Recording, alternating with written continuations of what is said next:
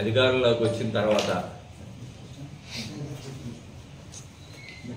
ప్రజలపై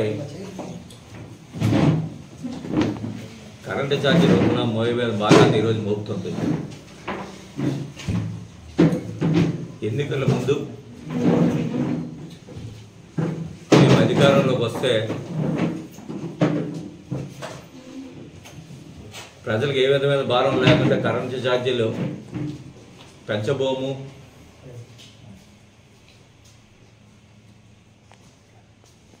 అని ఆ రోజు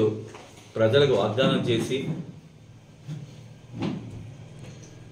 ప్రజలకి మోసపోపు మాటలు చెప్పి అధికారులకు వచ్చిన ఈ ప్రభుత్వం అధికారంలోకి వచ్చిన 6 నెలల్లోనే డ్యూఆఫ్ ఛార్జీల పేరిట డిస్కమ్లకి సుమారు నవంబర్లో 6,000 కోట్లు, డిసెంబర్లో 9,000 కోట్ల రూపాయలు, సుమారు 15,450 కోట్ల రూపాయలు ప్రజల మీద భారం మోపే పరిస్థితి ఈరోజు కనిపిస్తుంది. ఈరోజు అందుకే మా నాయకుడు జగన్మోహన్ రెడ్డి గారు ఈరోజు వాళ్ళు చేసిన మోసానికి ప్రజలకు తెలియజేయాలని, ప్రజల తరపున పోరాటం చేయాలనే ఆలోచనతోనే రేపు 27వ తారీఖున ప్రతి నియోజకవర్గ హెడ్ క్వార్టర్లో ఉన్న ఈ రాష్ట్రంలో ఉన్న నియోజకవర్గాలన్నింటిలో కూడా ఎస్సీ ఆఫీసులు కానివ్వండి, ఏడీ ఆఫీసులు కానివ్వండి, డిఈ ఆఫీసులు కానివ్వండి వెళ్ళి వాళ్ళకి మెమోరాండం ఇచ్చి ప్రజల తరపున నిరసన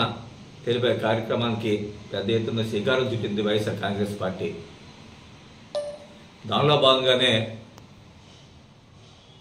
మరి రేపు 11 గంటలకి వైఎస్ఆర్ కాంగ్రెస్ పార్టీ ఆఫీసు గజపతినగరంలో మరి నియోజకవర్గంలో ఉన్న నాయకులందరూ కూడా వచ్చి, అలాగే ప్రజలు కూడా వచ్చి ఏడీ ఆఫీస్కి వెళ్ళి